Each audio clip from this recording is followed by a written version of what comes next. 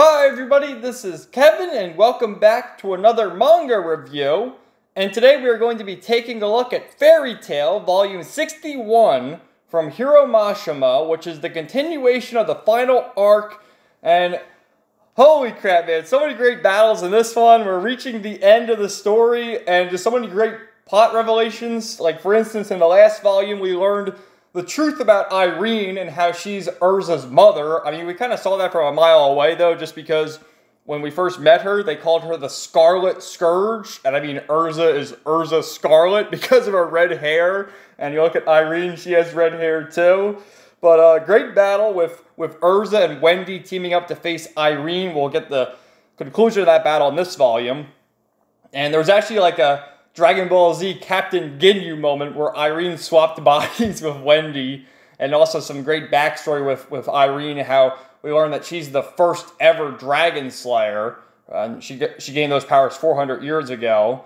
And then we also saw some more of Natsu's subconscious, where he met Zareth, and then Gajiel, Sting, Rogue, Wendy, all of them, and then Igniel. And Igniel said inside his body is a demon seed and a dragon seed, and he would have to make a choice as to whether he becomes a dragon or a demon. And we'll reach the conclusion of that here. And then we also saw the conclusion of Sting's fight against Arcade. So let's get to it. We got a great cover here with Natsu front and center, of course, Zareth and Mavis, Guild Arts, and then, of course, Lucy, which... Look at my man Happy. He's getting a little feel right there. God bless him. But actually, yeah, we saw that last time. Poor Liuska said, to Lucy, the only way to have Natsu regain his consciousness is for you to undress and warm him up with your body heat. So that's why Lucy's naked, of course. Because why not? So we get a cute cover with the two of that. Well, three of them, really, with Happy there. Because Happy's like their son, isn't he? So the battle continues with Urza against Irene. Irene had used this powerful magic spell to summon this meteor. And Urza, like the boss she is, just flying up there, cutting it down and stopping it. Look at Irene's face, like, oh shit, what are you doing? And yeah, Irene turned into a dragon last time, too. But yeah, man, this is freaking awesome. People criticize this. I've seen online, a lot of people criticize the final arc of Fairy Tail because there's a lot of assholes and there's a lot of characters to cover. But I love it. It's the power of friendship prevailing yet again, and the good guys always win. And that's peak shonen right there. So, I thought this was awesome. And with that, Irene's been defeated. And she turns back into her human form. However, in doing so, that cost a lot of magic out of Urza. So she's lying there. Wendy's lying there because they did the whole Ginyu switcheroo. So she's weak.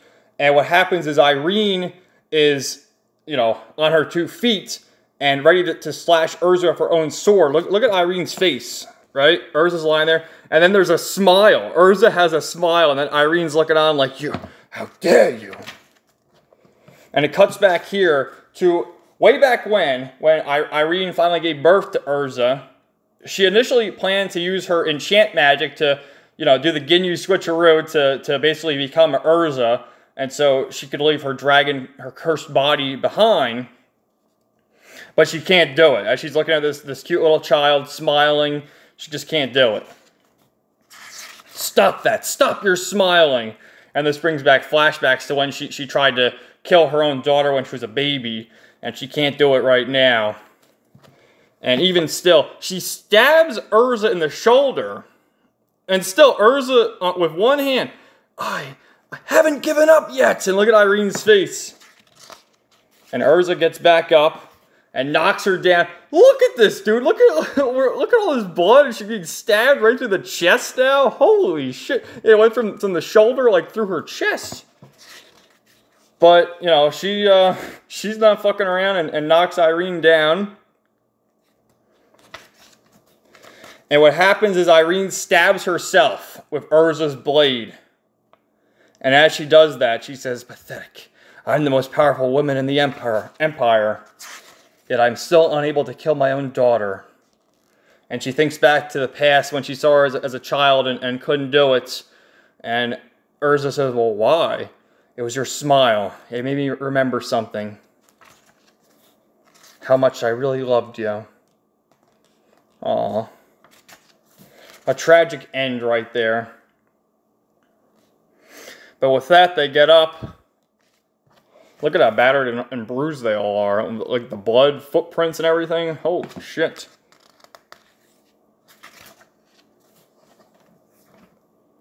And Wendy also says, I can't smell the master anymore. There's a lot of strong smells, but maybe it's lost in the chaos. And Wendy doesn't know that Makarov had died. So Urza's looking on with tears in her eyes, and she hugs her. To which Wendy realizes that Makarov had passed as well. So it cuts back over here to Natsu in his subconscious, and Igniel's like, well, what is your choice, boy? Will you die, or will you become demon or dragon?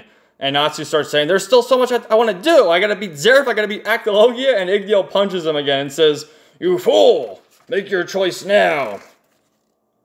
And what happens is Natsu says, I choose neither. I'm a human. I'm Natsu Dragneil.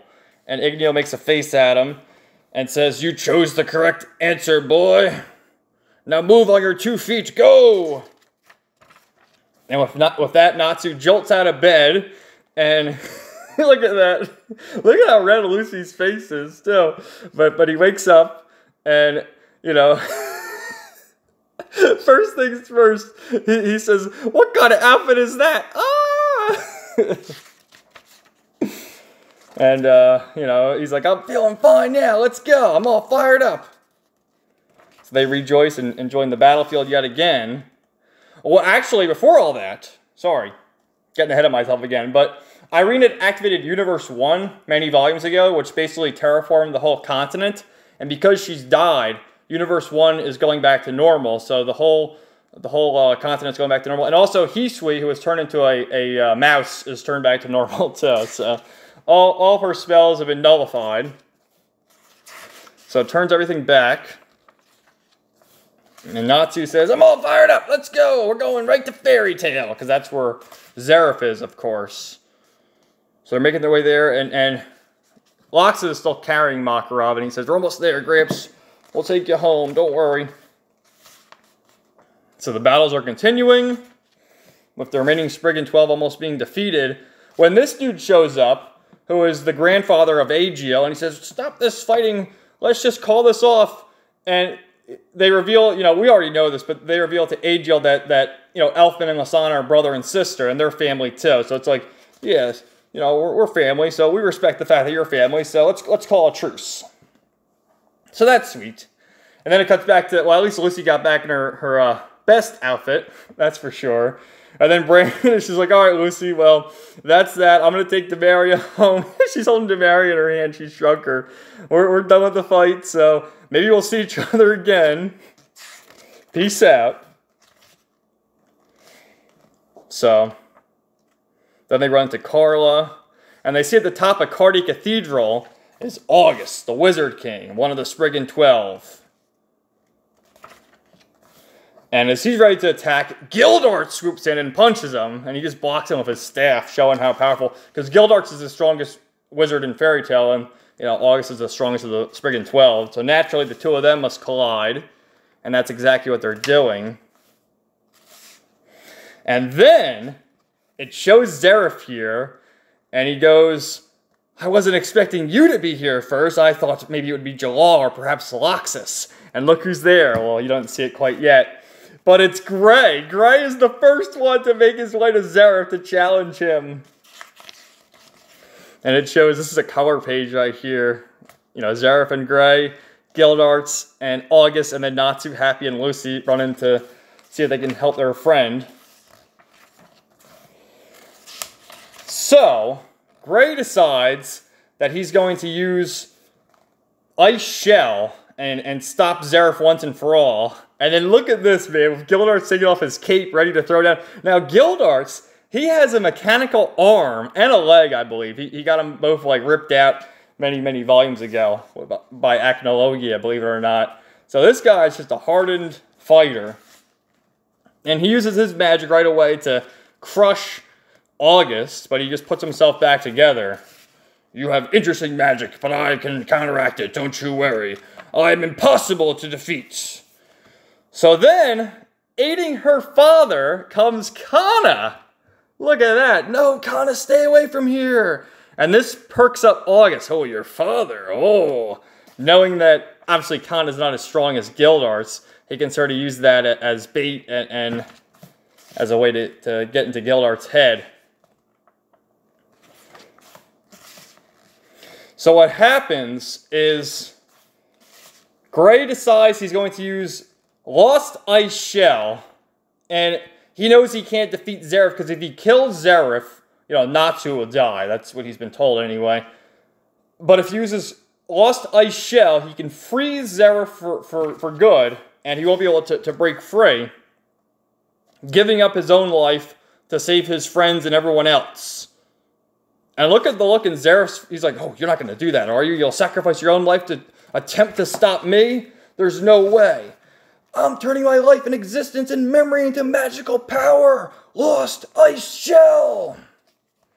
And this is him also thinking back to all the people who you know, did everything for him. Juvia, Natsu, Silver, or I don't know why they omitted Altair, but of course Altair. And how he learned to do this ability from working with Avatar. It ends now, Zeref! Oh my god, look how awesome it is. And as he's doing this, he gets like a thought from Orr, who says, Gray, what a fool you are. You can't give up on life? Sorry, I already made my decision. Stop this. This is the only way. Thank you for everything, Orr. And then, stop! Gray, stop it! And Natsu comes in to stop Gray from sacrificing his life. What are you doing, you idiot? And then Natsu, come on, Gray, don't you know you tried that before? And I stopped you, I'll always stop you. You can't do that, you're my friend. And then Lucy and Happy are here now. Oh, I gotta defeat this guy, it's my destiny, I'll burn it down. I'm all fired up. So with that, it's time for the final battle of Zeref against Natsu. And then it cuts back here to Urza and Wendy making their way back. When all of a sudden, what is this magical power? And we see a face. And it's Acnologia. Holy shit, man. Look at that cover, too, of Kana. Hot damn. All the Mashima babes, 10 out of 10, man. There's not a single one below an 8. I'll have to do, like, the fairy tale waifu chart when I'm done with this. But anyway, this bastard shows up. And they can't figure out who he is. I mean, this is Acnologia in his human form. They haven't seen him, though. But he finds Irene's corpse. And he says, my sins are on you. Ha, ha, ha, ha. And he starts stomping on her. And Wendy's like, what are you doing? Don't defile her corpse. So it's back here to Natsu versus Zeref. Some good stuff right here. Great shots. Where Zeref is getting the upper hand. And then back over here to this battle with Gildarts and Kana versus August. And, you know, throughout the past couple of volumes, August had these comments about how the Emperor never loved his son and didn't know about his son and all these comments about that. It all makes sense later on. But he starts going on about these two, how, you know, Kana is Gildart's daughter and Gildart's is the father. And that whole thing. And Kana activates Fairy Glitter here, Mavis's technique that she taught Kana. Great shot right here. And even August is looking on like, ooh, what is this power? One of the 3 great fairy magics, Fairy Glitter. However, he didn't even move. They're just still standing strong. And then look what he says here. If your daughter were to perish before your eyes, what emotions would you feel at that moment? And let me just make note of this. So, starting with this chapter, going forward, it highlights all the arcs from early on. This is the very first arc in the entire series. So I like how Mashima paid homage to that as the series ended. And great throwback. So the battle continues. Gildart's completely enraged at the thought of his daughter dying before him. So he keeps fighting. And they notice too, Kana uses card magic, right? And he doesn't just stand and take it like he did Gildart's attacks, but he dodges it. Interesting thing to note as well. So we also see Arcade crawling back. He wasn't actually killed by Sting. He managed to survive, and he's crawling back to the guild hall to help Zareth. And Mavis is telepathically talking to Lucy, telling them to leave the battle, and that she's going there to help Natsu. So Gray, Lucy, and Happy leave. Look at Zareth's eyes. I really am enjoying this. Ha ha ha. And then Arcade appears and puts Natsu to sleep. At least attempts to, until Natsu starts punching himself. And Zareth is completely enraged. Well, it does another flashback here to Mavis and you know, Precht way back when as to what he should do, because, you know, he encased her in this crystal because she was still alive, yet she was unconscious. What should we do? And completely infuriated, Zareth kills Arcade because he dared to interfere with his battle. Again, this is the second arc when they went to Duke Everlore's mansion. Can you imagine that's what Virgo used to look like? So anyway, some more battles here. And some great stuff. And then August is attempting to, you know, kill Kana, and Gildarts gets in the way. You were to give your own life for your daughter? Of course I would. That's what a father's supposed to do. So he kills Arcade. Basically because, you know, he wants to fight Natsu without any interference. And then back to Precht, where he's beside himself because he sees this child here, that it's Mavis's child, and Zareth is the father. It's like, how the fuck did that happen? So they let the child go. You know, he basically leaves it on the doorstep, and the child fends for itself. And it turns out that the child was August. That's why he's so hell-bent on you know, all this stuff about family and fathers and children and whatnot. And then eventually, you know, Zareth came in contact with the boy because he had this immense magic power, and named him August because it reminded him of Mavis because, you know, that's when they met. But he never knew that that was really his son. So, it's just crazy, man, crazy. And all that while he's killing his supposed son, Hero Arcade, who was just a creation. I can't stand the sight of you anymore. He just kills him. Holy shit. Natsu's pissed off about that because everyone in Fairy Tail respects each other and acknowledges each other as family members. You know, Gray and Natsu are pretty much like brothers. Makarov is the father. And what happens here is August is ready to self-destruct and just kill everyone along with him. With all this going on, Mavis feels it, and the two of them look at each other, and with that, he calls off the attack because he realizes that, you know, that's his mother right there. So, a pretty tragic scene. You kind of feel bad for August. And as he disappears, like a young spirit of the boy appears before Mavis. Mother! I think she hears it, but when she turns around, he's not there. And everyone's wondering, well, why do you call off that attack? What's the meaning of that? But he was able to finally see his parents again and come to grips with his situation and realize that, you know, maybe it's best I just go as well. So Mavis gives Lucy the book of END and essentially says right here, that's when you have to save Natsu. Use the power of your friendship to do it. The power of fucking friendship to save the day yet again. And I love it, man. The power of friendship. And Lucy, Gray, and Happy are going to be the ones to save Natsu, their best friend.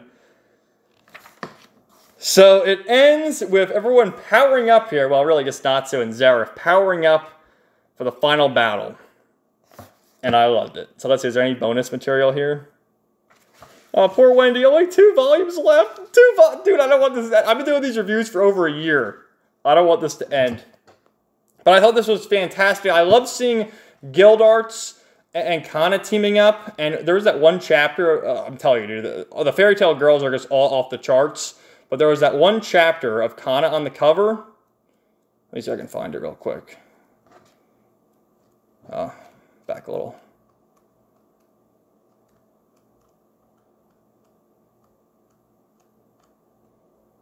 I don't know. Let's see.